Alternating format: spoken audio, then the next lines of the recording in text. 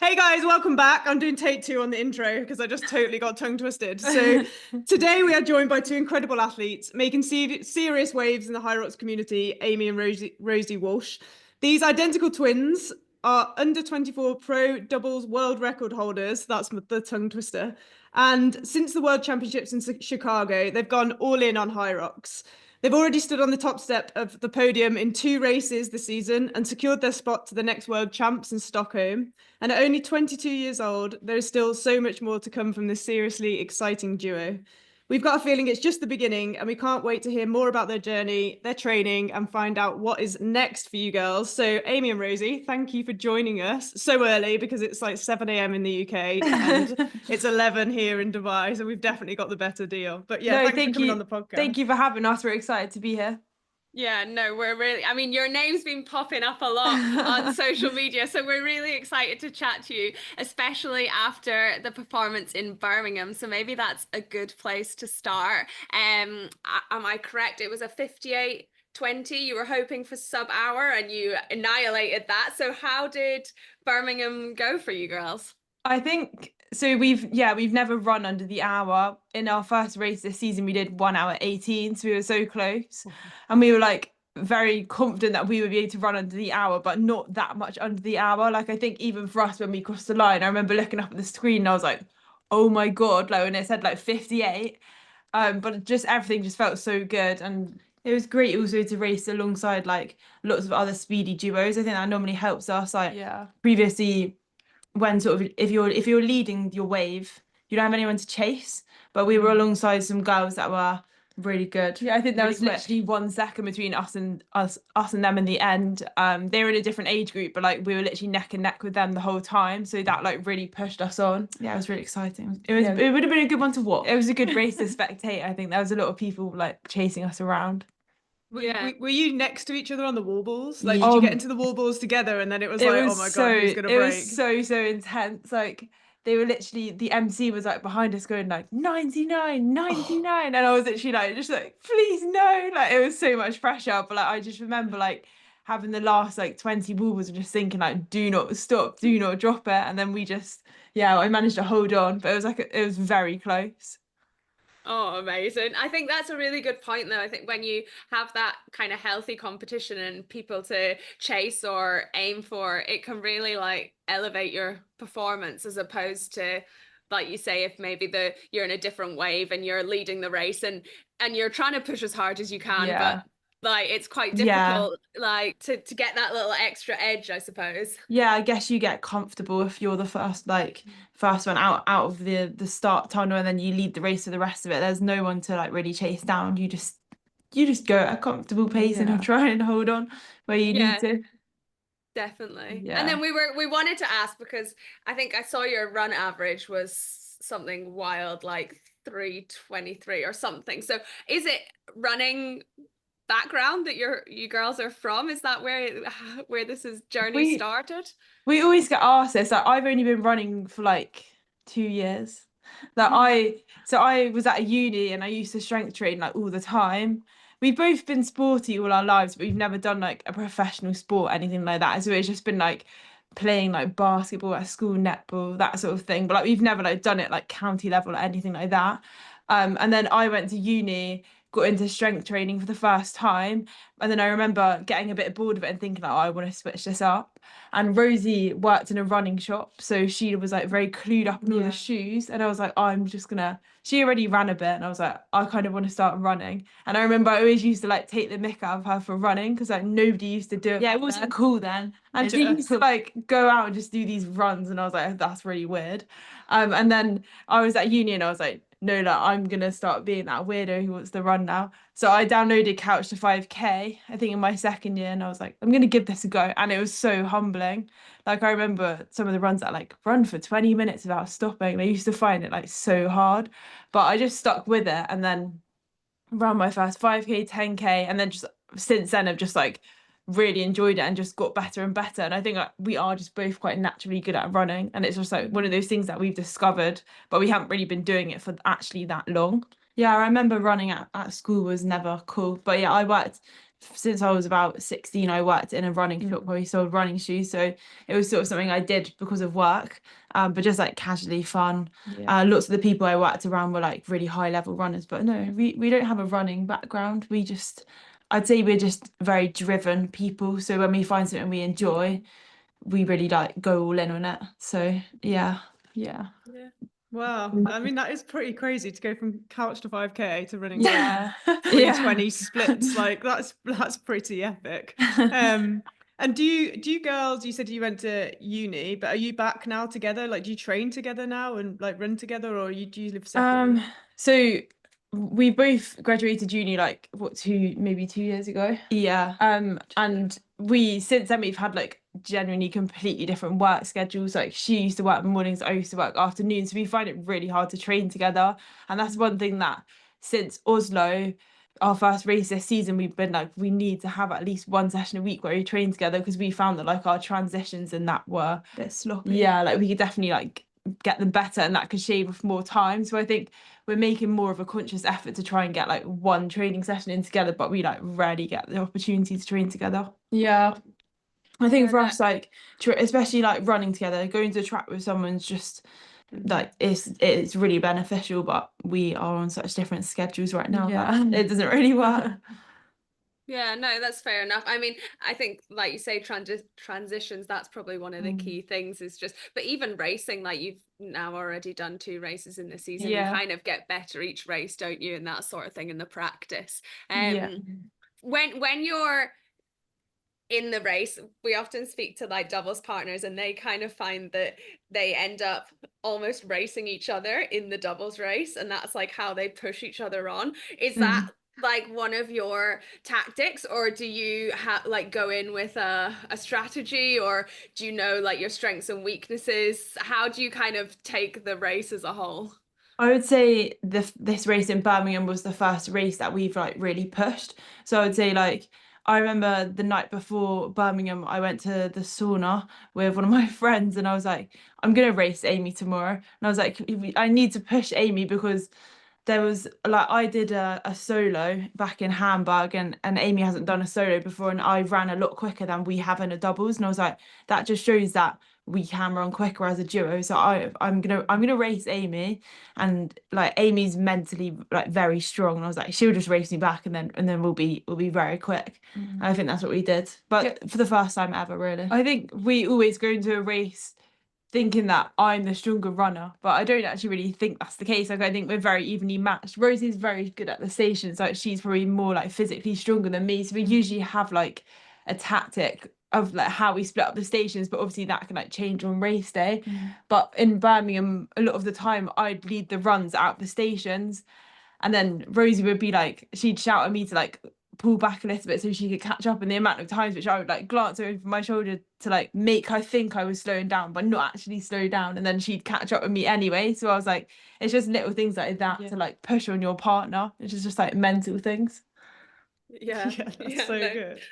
And do you like have like this intuitive bond because you're twins? I feel like we spoke to sisters, we spoke to partners, but like obviously like twins and like identical twins usually have this kind of bond where like do they not say when one person feels pain the other one does, or like when one's sad like sometimes the other one can tell? Does that happen in a race? Like I mean, we always say things at the same time, so like we got interviewed after Hyrox, and I feel like we were just saying the same thing. Like it probably seems like we're telepathic, but yeah, I do think being a twin does help. Like we are mentally very connected in that way. We know each other very well as well, so like when she's struggling and she doesn't want to say it, I can tell. Like there was like a moment in the sled pool where like we usually do one length each, and Rosie was just like, I could tell that she was like flagging, and I was like, just drop out, I'll do this sort of thing. Like I feel like because we like spend so much time together, like I can tell when she's like needs like some backup. It must be like it's probably a really massive advantage because you get rid of that stutter or like whether you jump in, you know, like when you're not really sure, but because you two know each other so well, you can just be like, no, move out of the way, like I've got it, and then when you're back, and also, you're like, oh, she's back. In terms of our like composition and heights and running abilities, like we're both very similar, so I think being doubles partners, it is like perfect. I don't really if like changing like the sandbag and stuff like that, we're like literally the same height, so it works. Yeah. And then what about, you mentioned there that you had done a solo race, Rosie. Did you enjoy the solo, or did you find it strange, like being out there on your own? Like, what's the comparison to racing like solo and doubles? Yeah, I actually enjoyed it a lot more than I thought. The warm up was very weird. So I like, normally me and Amy have a bit of a laugh in the warm up zone, and we're like hyping each other up a little bit. And it was a very early race. It was like 8 in the morning, so there was like no atmosphere really at the time. So I remember like being like, this is gonna be really weird. I was like stood in the start tunnel, like, oh my God, like completely on my own. But when I did the race, it was really good. Like, I think doing a solo race it definitely has its place from time to time. I think it's a bit of a confidence booster to yourself as well. But yeah, it certainly was a bit lonely at first, and there was no one to like, when I got tired, to pass it to. I was like, I'm on my own, but no, it was fine. It was good. I would definitely prioritize doubles, but I did really enjoy it. Yeah. I think it's a really good point that you made, where you said like you ran faster in your solo, so you're like, well, then we can definitely run faster in our doubles, and it's like a bit of like data feedback, isn't it, to realize, okay, we can do more. It's quite a good way to. Yeah, it was quite an eye-opener, I think. I remember having a chat with Amy after and being like, Amy, if I can do this in a solo, like we can smash a doubles, we can definitely go quicker. I think Rosie was like mind blown at the time she ran. Like, she was like really being like to me, like, I'll be happy with 70 minutes. And then like I remember I was tracking her on the app and she ran 101, and I was like, sure. Oh my God. And I was like so happy for her, because I feel like she needed that like confidence boost to be like, I don't need Amy, like I am good at this. Yeah, like, I think that's why solos are good, to be honest. Yeah. And then I saw her running splits. I think it was like 350, and we've never really run below like 4-minute Ks in a race, and I was like, okay, there's like work to be done. I need to do some catch up here. Straight down the track. Yeah, like, oh God. No, it's interesting though, and I guess there is different ways to like approach the race. Do you feel like, because you obviously do have the run speed, do you feel like you really push on the runs? And I know no part of Hyrox is like taken easy, but I guess some people approach it differently, where they aim to like really hit the runs and then just work through the stations, or they really hit the stations and then work through the. Do you try and like make that time up on the runs because you know you're stronger athletes there? Yeah, I feel like for us, that's a change that we made this season. Like last season, we kind of viewed the runs as like recovery, and also last season, so we only have done half a season of Hyrox last season, like before we discovered Hyrox, and it was only ever open until we got to the Worlds, obviously. So I feel like we always used to view the runs as a recovery, whereas like our coach, we then got a coach after Worlds this season, and he kind of changed our mindset on this, and he was like, you guys are like really strong runners, like you can make up the most time on the runs, you've got the strength to hold your own on the stations, but like you guys are really strong at running. It is more of a running race, so I think especially in Birmingham, we were like, let's just send the runs. I remember Rosie said to me in the start tunnel, let's just send it. If it goes wrong, that's fine. We've got our wild spot, but let's just see what happens. And like, it actually felt really good. So I think we've kind of set the standard now. Yeah, you definitely the pressure. I know, it's a cheeky PB, that, isn't it? It's like anything over the hour now, you're going to be disappointed with. You're like, oh, damn. So what does the future look like, I guess, then? I mean, I find it hard to read the rankings for the elite doubles. I wish they would kind of change it, because there's so many duplicate people, so it's quite hard to know who's actually racing with who and filter through. But I mean, you got to be up there in the top girls. So what's your kind of future looking like? Are you aiming for a few more races, trying to keep chipping away at that time, or what's the plan? Yeah, so we've got a few more races booked together in the near future. So at the moment, I mean, I think Stuttgart this weekend is going to be a pretty stacked race, so I'm not sure how that will affect the rankings, but I think having got that time now gives us something to aim for, and especially like being so young, we've got so long left. I mean, obviously, ideally, like we would love to race an Elite 15 race, and I definitely think it's doable, whether it's like this season or next season. But I think having run that time, like there's definitely more there for us. Like we were only three weeks off the back of Oslo, which was our first race of the season. So it's not like we had a big build into Birmingham or anything like that.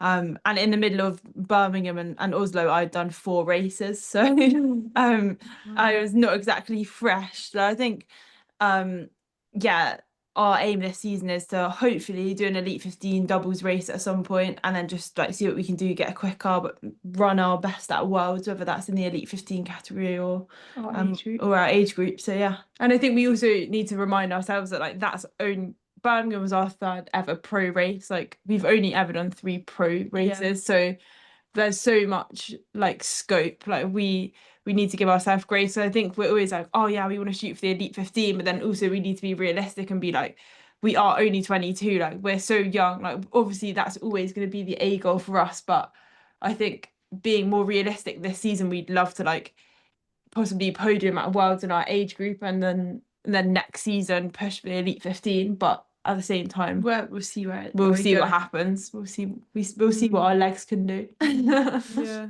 I think you've got the right attitude and the right mindset. And I think if you're chasing down, like you said, you're chasing down your time and you've got a 58, and if you're just focused on that, you're only going to get quicker, which then if it happens and it jumps into an Elite 15, you get a spot, then happy days, you girls are ready to take it. And if it doesn't, you're ready to take it when it does come, because you're running that fast now, it will come. And sometimes it's the whole thing of being a bit patient, isn't it, and not pushing it. Like and getting frustrated that you're not making it, rather just being like, okay, we'll just keep chipping away at our time. Yeah, when you have a good race, it makes you want to book loads of races, but that's probably actually the worst thing that you can do. So yeah, no, it's a really good point. But I think, like Faye said, you've got the best attitude towards it, and like the aim is to dream big, and you've got to have those goals, like absolutely, because that's what keeps driving you forward and makes you get up for your training and keep going. But to have also, like you say, that realistic, like more grounded approach, so that you don't then feel the disappointment, because I mean what you're doing already in such a short space of time is incredible. Like you said, you've only done 3 pro doubles races. That's insane, and you're down at a 58. Like it's amazing, and really exciting for you to see like where it goes. How does training fit into your life? I know you don't manage to train together a lot of the time, but what does like the structure kind of look like for each of you? How do you squeeze it all in? Well, it's a bit easier for Amy than me. So I work at the moment, I work full time, so 40 hours a week. So it's quite a full-on work week. So and my shift patterns sort of vary. So for me, it's just fitting training in wherever I can. I'd say most, or pretty much 99% of the time, we do double training days. So whether that's squeezing a session in before work and after. Sometimes it's 2 back to back in the morning, if I'm working in the afternoon. But we get it done either way. So I think no matter the work pattern, I would make sure I can get it done. I mean, the dream is to be able to be sort of part-time, so focus a bit more on my training and like see where I can go in the Hyrox space, but obviously that definitely comes with time. So I only work 27.5 hours a week, so I only work the afternoons at work, so I always hit all my training in the morning. Usually have a fairly early start to get it in. I'll be up at like 5:30, hit my first session, have food, and then go again, and then go to work. But I also do quite an active job because I work for Royal Mail, so I'm on my feet a lot of the day. So I usually rack up like 30,000 to 40,000 steps like every day. So it's quite intense, but I just make sure I prioritize rest and recovery, and I'm good to go. Yeah, that's a long day after a track session. When you just want to sit and put your feet up and you're running around. Yeah, I'll look at some of my sessions and my coaches give me, and I'm like, oh, and then I have to go to work afterwards. So, do you have like a heavy bag? Everyone at work will be like, why are you so tired? I'm like, Just my 4 hours of training this morning. Amy gets extra training at work with farmers carrying all the boxes of Yeah, the that's parcels. I was just about to say, you must get some really like heavy bags of like and some of the guys at work would be like, because obviously they know that I'm into my sport, they'll be like, let's see if she can lift this one like to a parcel, and I'm there like doing like all these heavy lifts, and they're like, oh my god, she's so strong. But no, yeah, it's a good it's a fun job, I enjoy it, but it's a lot of movement on top of training. Yeah, definitely. absolutely. I always wanted to be a postwoman. I just think it's such a cool job. Oh, And it's good, but not in the rain, I'll tell you that. Yeah, fair. I get that. Do you wear like shorts all year round? I feel like that's what post people no, do. I've caved. I'm like one of the only people that doesn't wear shorts, but I don't. I'm sensible, so. She's also like the coldest person ever, so yeah, I get cold so easily, so it's probably not a good job for me. And then you mentioned about a coach. Do you both get coached by the same person? And is it like do you follow the same training, or do you have like different training because of strengths and weaknesses? Yeah, so same person. It's similar training, but we both have like certain aspects that we work on individually that are like weaknesses of our own. So I'd say like me personally, I do a little bit more running than Amy, just because my body can handle it. Whereas Amy does a little bit more bike work. So yeah, like there's little differences like that, and then like certain little injuries or niggles that we've had before that then we focus more on strength training and like at muscle group or anything like that. But I feel like he knows our strengths and weaknesses, and like our plans are like quite similar, but there's definitely like differences as well. Yeah, no, that's cool, isn't it? Because everyone is individual, and like you said, even just the fact you're on your feet all afternoon. So if you're doing more running and you're on your feet, like to add some bike work in as well is like pretty clever idea. To just take some of the impact away from your body. Yeah, definitely. Yeah, definitely. But like you said that you went all in after Chicago Worlds. Like what was that switch? Did you do the Worlds and you like loved the atmosphere, seeing everyone there watching the Elite 15, or did you have like a really good race and you were like, no, this is us, like I think we can do really well? What switched for you girls to go all in and then now end up with like a 58-minute I think like last season we dipped our toes into Hyrox a little bit because we saw a few of our friends do it and it looked fun, and we were like always doing that alongside like, well, I was training for London Marathon, so that was like my thing at the time, so I wasn't really able to go all in on Hyrox. The running training was definitely very different. It was more like long stints, and then at Worlds like we did okay. I think the main thing for us was, like we said, we'd only ever run opens, and 101 was like the number that was haunting us, so we only ever used to run 101 something in every race. And then we obviously did Worlds and it was at pro weight and we did 101 and we were like, oh, but that's in pro weights, we've obviously improved. And we hadn't raced for a while between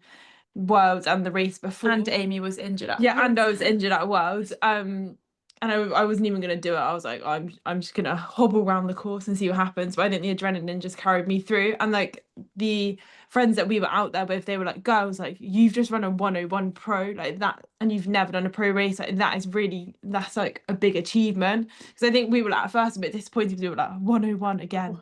But then we didn't really think about how it was different weights. And then after that, the boys were like, you girls could like really go far if you focus on the sport. And I think after that just kind of switched, and we were like, no, what, let's do this, so like, let's give it a season and see how it goes. But I think for us now, like we obviously we've performed well, but we also like generally just love it. Like I wouldn't want to do anything else. The thing I like about Hyrox training is like it's just a variation. Like it's so nice to do a bit of everything. So that's I just love it. Yeah. Do you find it like, because you were training for London Marathon, excuse me, are you now like, oh, I've only got to run 1K, as in like that's a good thing? Or is it now like, this is horrible because I've got to run so much faster than what like you would be running a marathon? How do you find the difference? Yeah, I'll tell you what, I find a really fast Hyrox harder than the marathon. Like our first ever race, which we did back in Manchester, which was just an open, like I found that race really, really hard. And that was like 6 months before I did the marathon, and that mentally getting through the challenge of that race has taught me so much. Like when I was struggling in the pain cave in the marathon, I was like, I did the Hyrox, I can do this. But yeah, transitioning from running like 35k on a Sunday to doing 12, it was quite a nice. So I quite liked it actually. Yeah, it felt a lot shorter, and my aerobic base was like huge after the marathon. So it helped in training, but yeah, you don't have to run that far for Hyrox, which is nice. Yeah. Yeah, it's totally different. I just think it's interesting. And then I think a lot of people now in, I guess, the Hyrox hybrid world are now thinking, oh, maybe I'll try a marathon as well, because it's like something different. I'll build my aerobic base. So it's almost good that you did it the other way around. You've like done it the right way. Yeah, I do think it's like, from like my point of view now, having trained for the marathon, like I don't think I could do Hyrox and a marathon. Like I just don't think they slot together very well. I think a half marathon mimics Hyrox well, but I think a marathon, like you said, like about the speed work, it's just totally different. There's no point doing sort of like mile repeats, and well, there is a place for it in a marathon, but more so in a high. But it's something you save like after the season's done. Yeah. Yeah, like an in the off season. Yeah. Off-season build. And how did you find you talked about like you only did the open weights till you got to Worlds. How did you find like the jump from open weights to pro weights? Did you find it was like, oh wow, was it like the sleds or the farmer's carry, or did you I think there were certain stations where we really noticed it. I feel like Warbles was very humbling. But we're both quite strong, like we're quite lucky, and because we have a background of strength training, so I feel like we always went into Hyrox pretty strong. Like when we did our first open and stuff, the sleds like flew. So I feel like jumping up to pro weight wasn't crazy, but obviously there was a bit of controversy over the sleds at Worlds. I feel like we were pretty lucky, like we got good lanes, so that wasn't too bad. But I feel like definitely Warbles was a bit of a shock to the system. I think for us as well, farmers carry, it always like in my head I think, oh, that's the easy station, you just run and carry some weights, but 24 kg is heavy. Like it's heavy. Yeah, the jump, I think, on the farmer's carry, and also like you just said on the Warbles, when you go, I think like we were like we'd done pro and then went to an open race like for this one race that we just went to do for, and I was like, oh, by the time we got to the end we were just like, okay, 4 kilos. Yeah, we're like so keen. It's just the 2 kilos is actually, you don't realize how much difference it makes on the wall balls. 100%. Like the race that I did in Hamburg, that was an open, and like the way that the sleds, like running off the sleds and stuff, it makes such a difference with it being open weight. Like it's significantly lighter. But I think in terms of like the tempo and stuff of the stations, it wasn't actually that different from our pro to open race. It's just how it makes you feel coming off them. That's the difference. Yeah, I think we're really keen to do an open doubles together, just to like go back to it and see, because we haven't trained with open weight in so long now that we're like, that could be really fun. Yeah, that could be really, really fast. Yeah, especially like strong runners, because they do say when it is the open weights as well, like being a strong runner, you can just kind of fly through it, and then the stations don't affect your legs as much. So it would be interesting. I mean, you can get a 101. Yeah, go on. If it's 101, I'm quitting Hyrox. Yeah, we've done like women's relays and things like that, and obviously that's with open weight, and like I've literally run with the sled, and I'm like, I love this. So I think it's cool. There's the different options and stimulus, isn't there? And then you can kind of, you have your main focus, but you can almost do those races a bit more fun and less pressure. Like then, do you think you're going to feel a bit of pressure now going into your next race, and do you handle pressure well? I guess now you've set the bar quite high. There has been quite a few people like saying your names, and they're like, oh, watch out for these young girls that are coming. Like, how does that make you feel? I feel like we actually do really well off pressure. Like in Oslo, we didn't really have anyone there watching us except from our coach, and he's like a very calming presence. Like he's not the sort of coach, he's like but in Birmingham we had like a lot of friends and stuff watching us, a lot of media like chasing us around out of nowhere as well. Like we were like, whoa, like where are all these cameras coming from? And that actually like really pushed us on, I think. So I think because we're both quite competitive, pressure actually really does help us, because it kind of like spurs us up a bit. Yeah, like I think because like we also want to achieve like we're both very like keen to climb the ranks and like do that as young as possible, just to like make a statement. I think all the pressure is well It's received. exciting. Yeah, It's I like quite it, yeah. exciting. Like I feel like it was quite surreal in Birmingham, like the atmosphere that we got, and like even like afterwards, people like come up to us and be like, "Oh, like you guys are amazing," and I was like, "Whoa, this is really cool!" Like, yeah, and lots people of are like really nice messages on social media as well. I think it just spurs us on even more. yeah, like it motivates us a lot. Yeah, it's really nice to hear. Like, Yeah, and it is. I think you've got very wise heads on your shoulders. Yeah. Like I think it's a really positive way to approach it and just enjoy it and take the excitement and take that into your next race. So you're doing Stuttgart this weekend? No, No, you're not. our next race is London XL. Yeah. Okay, just December, start of Yeah, December. December. Yeah, London. Yeah, and are you doing a pro doubles at that one? Yeah, Free I think that would be a competitive race. Like we know quite a few people doing it, and I think it'll be quick. So that's Very very excited. We're very excited for that stacked field. We've got that, and then hoping to do Manchester as well in January. And then I think we'll just see like what the rankings are saying and like Go from there. Basically. Yeah. Yeah. Like, Excel will be good because it's one lap, isn't it? So Yeah, if you're yeah. a good runner, you can really get into your pace. Yeah, on no, it. I'm really excited for London. I think it'll be really good for us. Yeah. So your aim is I mean, I don't know how many weeks that it is. I think it's like 6 or something 6 like that. weeks, Not yes. that. Yeah. It's actually not. I know I was going to say Yeah, it's 12, not and then I was far. like, it's so not that No, long. no. It's actually quite I close. think it's but 5.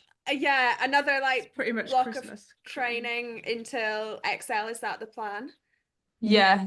No, we're in a little build phase of our coach, then we're gonna peak and then go all in, go hard at London. I say that, but then I've got a pro solo the week before.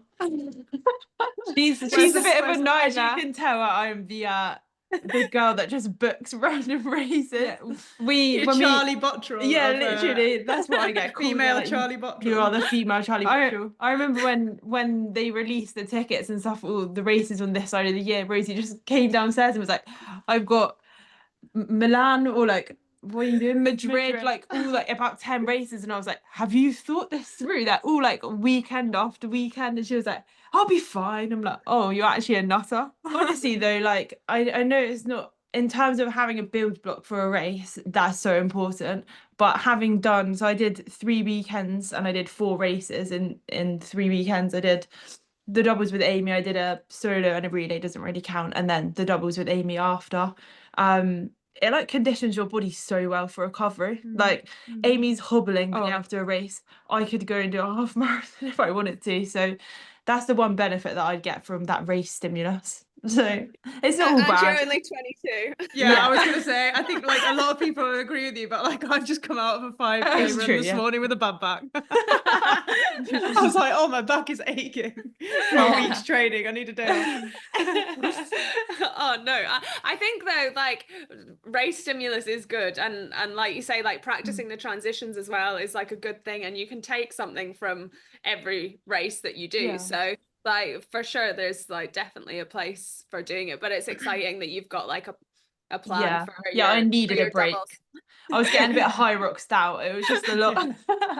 That music, like to be in that the whole time. You get reminded of how painful it is if you keep doing it over and over. I like to leave it a while so I forget, for then when I go back into my next race. I was so happy I went to Hamburg though, because like I don't know if you watched the Elite 15 races, you probably did, but it was literally like the most incredible viewing experience ever. So we obviously went to Worlds this year, and like the way they've leveled up the media and everything was like, I was like, I want to be there, I want to do that. Like, it was so cool to watch. So I'm glad I went. And I think sometimes when you're in that environment, I feel like a lot of people, even people that don't, you know, you've got friends and family or never want to give it a go, and they're really adamant they don't like running or they don't like doing anything, and sometimes you take people to an event, like they go to the London Marathon or they go and watch a Hyrox, and they kind of start to go, oh, maybe I might like to do it. I don't. You get to an event and it does make you want to be in it, whether it's you girls wanting to be in the elites or whether it's somebody that's never given it a go and they watch everyone doing it and they think, oh, maybe I could do it, and it inspires people, doesn't it, if they go and watch. I think it is a really inspiring atmosphere. So I think that's What why Hyrox has boomed in popularity, to be honest. Yeah, absolutely. What does your family think about it? Are they like Oh, behind you? trying to explain what Hyrox is to my 75-year-old grandparents is the most possible thing ever. They still call it Hyrox, and they think it involves climbing rocks. Yeah, so we're like, we've given up. we try and show them like videos and stuff. We're like, no, so you do this, you ski, and they're like, you ski? It's just like, okay, I'm not even gonna try and explain this, but my parents understand it more now. They haven't actually had a chance to come and watch us race, but I think they might try and come to London. We're gonna try and maybe we've also toyed with the idea of taking them to Worlds if they get on board. Yeah, Chicago was a bit of a push. They were like, we can't come to America, but no, my parents think it's really cool. Like they're really supportive of it. I think they didn't realize kind of like how good we were until this weekend, and they were like, oh yeah, they're just doing it for fun. And we're like, no, we like came home, we were like, we got the world record. And they're like, wait, what? But yeah, no, I think we also have a brother as well, and he's not into his sport or anything, but he's also very supportive, and that really helps, like having a supportive family. But yeah, explaining it to grandparents is just it's just a no-go. It's so hard. I'm not even gonna try. Yeah, where I work in like a leisure centre, but it's sort of like the older clientele, and they put me on social media, and like everyone just comes up to me like, so you're a climber? And I'm like, no, it's not rocks, it's no. Yeah, I think it's just a confusing name, I guess. Yeah, it is, isn't it? I like, bless them. I mean, you reminded me of your grandma, and she's like, she sees you on the ski machine, she's like, oh, I can't watch, it's just horrible watching you. She's like, that can't be good for you. And I'm like, well, it is like exercise. And she's like, oh yes, and that looks so heavy. And I'm like, oh bless. She doesn't quite understand the concept, but she tries. But it's really nice to hear. Like, I think when you've got family behind you and they support you in what you're doing, as much as they maybe don't fully understand, like it is getting bigger, more people are learning about it, and I think it does, like, it helps, like, I guess, push you forward. And I was going to ask about mental resilience. Like, you obviously have good mental strength, the both of you, because you can suffer. But in the race, like, for example, on that sled pull, when you were a bit like, oh God, no, like, what gets you back in the zone? What do you say to yourself, or do you have a motto, or do you girls have a little routine before you go in that like locks you in? Or I feel like because we're sisters, it kind of takes the pressure. Like we haven't been like put together because we're both like pro racers, and they're like, we'll put them together as a pair. So for me, I'm always like, if anything goes drastically wrong, it really doesn't matter, because I know that I'm racing with Rosie and we'll forgive each other. But at the same time, I also look at it as in like, I don't want to let her down. So like, if I'm racing and I'm in a pain cave, I'm like, hold on for Rosie, like we need to do this together, sort of thing. And then also I feel like I think like for me with Amy, like Amy said, there's there's pressure to it because we're sisters and there's expectation, but I think we know each other well. We've both had races where one of us has pulled through a bit more than the other. I think that's just inevitable with the doubles, and then vice versa. So I think I just look back on a race, if I'm struggling and I'm like, I know that Amy's gonna have my back for a little bit here where I need a breather, and then I was like, yeah, because I don't know, like I did that for Amy in that race or whatever. So yeah, I think mentally we're both quite strong. So reflecting on like really hard sessions we've done, like I remember there was one track session where my coach set me 10 by 1k, and I remember looking at it and being like, 10 by 1k, and I was like, I'm never going to be able to do that. And then I did, and I did it like a lot quicker than I thought I would. And I think in a Hyrox, like thinking like, would I rather be doing this or that session? And I'm like, this. So like that's also like another good tactic to be like, I've done things that are worse than this, like I can get through this. And telling yourself like, it's only going to be like an hour of pain, like you can push through. Like it's more like your body can do it, but your mind's telling you to stop. And I think just like being like, I'm not going to stop is like the way to get through it. Yeah, I think it's the same. I do think in the doubles, like having someone feeling of not wanting to let the other one down is like a common driver, and I do feel like most people think that. But like, you know, in Birmingham, because you both had a really good race, did you both feel great on that day? Like, did you both peak? Because I feel like it's very hard to get two people, you know, one person to turn up and have a great race is a lot easier to do than 2 people to turn up and both have a great race. I think because we both trust our coach a lot, and like he knows what he's doing in terms of tapering, and like me and Amy hate tapering. Like, it is so boring when you're an athlete. You probably know what I mean. It feels like it's so wrong. I don't want to just do this. But I think we both just had a conversation at the start of the week. We're like, trust the taper. Like, let's actually do this. I was like, in my head, I was like, I know that we can get closer, like a low 59. And I literally wrote in my phone app, my notes, I put like 58.50 because I thought that we were gonna break 59.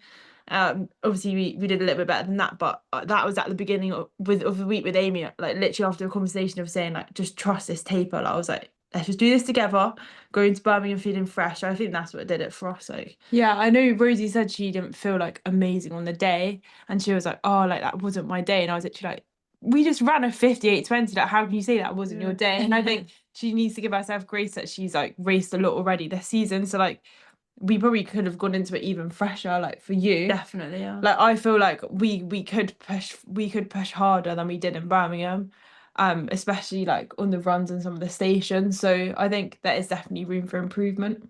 And so for London, what stations are you thinking are the ones? I mean, you don't have to give away your tactics if you know you're racing against other people, but like, are there certain stations that you're like, they're the ones you're going to focus on to try and just build a little bit more? Yeah, like I think we've like fully analysed it with our coach and also our physio. He's really into like his data and Hyrox stuff like that, and he like looks at all the numbers for us and compares us to like other competitors. And I think there's definitely like some like clear stations for us that we know that we can get better on, save time on.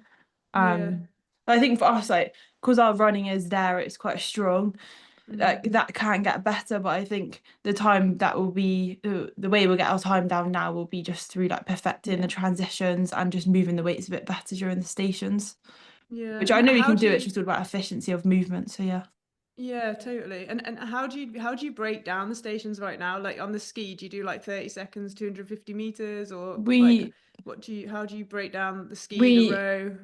We do 250 each on the ski. I usually finish all the stations because, well, like I said, we say I'm the stronger runner, but like I think we're very even now. And then on the row, like Rosie's very, very strong on the erg. So on the row, I do 250 to start, then she does 500 because she can like basically match my pulling speed when she's in 500 to my 250, and then I jump on, do the last 250 so she can recover a little bit. But yeah, I'd say the rest of the stations we split pretty evenly.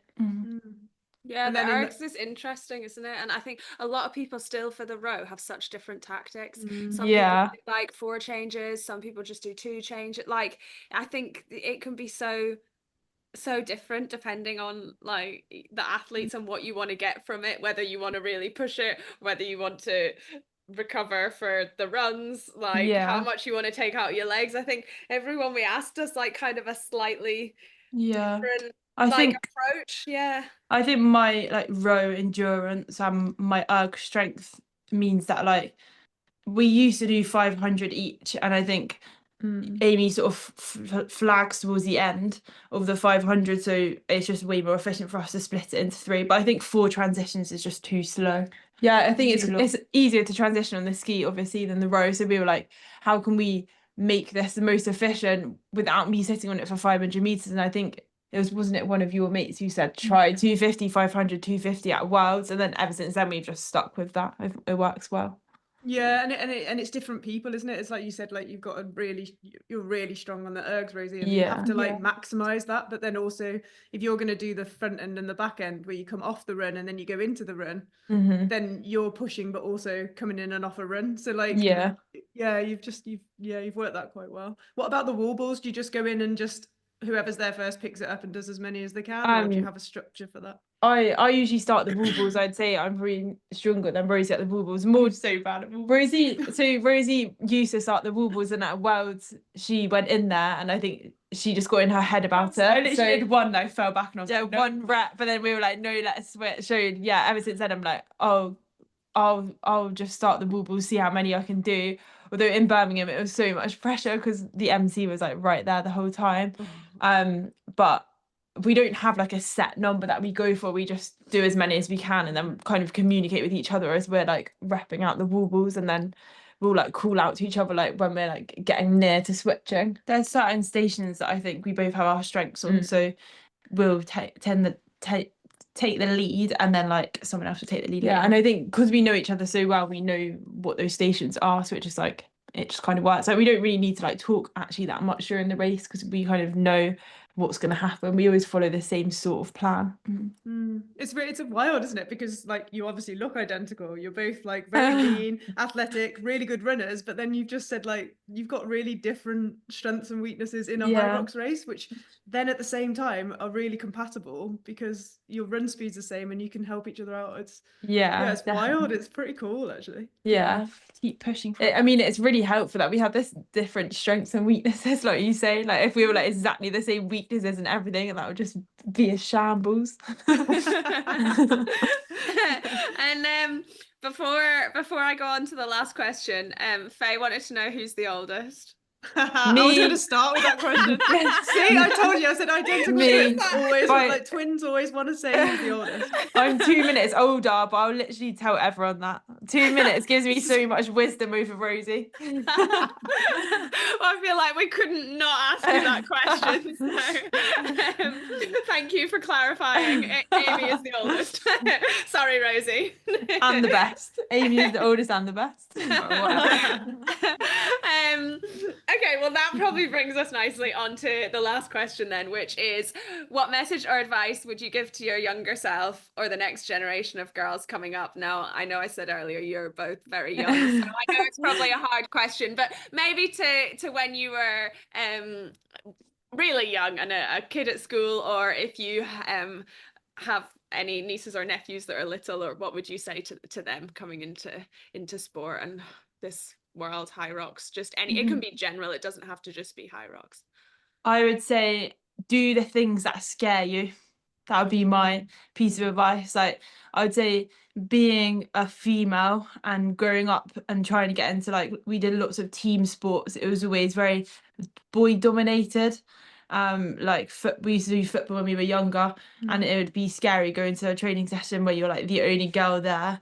But I think having the mental resilience to be like, no, I'm gonna show up, and then actually being like a really big part of the team has taught me a lot. Like do the things that scare you, go to the events that you think you won't be good at, and just see what happens. I think that's literally how we got into Hyrox in the first place. We were like, this looks hard, looks fun, it's kind of scary, there's lots of people running around with no tops on, and we did well, and we were like, oh wow, let's actually be quite good at this. I agree. I'd say just like if you want to do something, just go for it, because you've got nothing to lose. Like I feel like with our whole Hyrox journey, that has actually been like the case for us. Like we've just gone and done it for ourselves, haven't really worried about like anyone else in the race, ran it for us, and just do it because better and love it. And if you enjoy it, then it just like helps even more.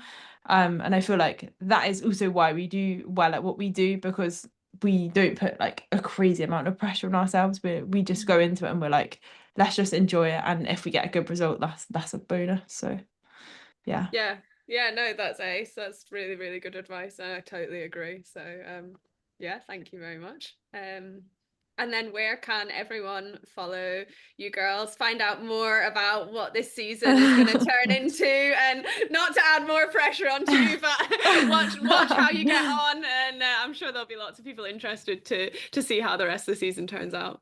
So we've got a shared Instagram account, it's just Amy Rosie Fit. And then we also do one-to-one coaching as well. We've got quite a few girls that we coach, so the events, we obviously go to a lot of races, so we're there as well to coach in person. So that's just hybrid core coaching, but that's in the bio of our Instagram. So if you're interested, then send us a message. And is it just girls you train, or do you... No, we've got a couple boys as well. But I think just sometimes when you're female, you just get a lot of female no, we like don't you? Like it's we like supporting other girls, because I feel like Hyrox can be quite intimidating for girls. But we just want to get as many girls into it as possible, because we love it. So that's amazing. No, that's awesome. And we'll link everything and share the Instagrams and stuff in the notes, so people can find Perfect, thank you so much. But That was amazing. Thank you very much. Good luck for London, the next race. And Rosie, any others you squeeze in before that? Don't encourage her. Don't encourage her. Just at least have a taper with no races. Just have a nice taper It's a with secret no races. hack, no taper, and just like 5 races in a row. But no, we will be watching. I'm sure everyone else will be as well. So thank you so much, and we appreciate your time. Good luck for next races. Thanks so much for having us. We really enjoyed it. Cheers, girls. Cheers. See you later. Thank you.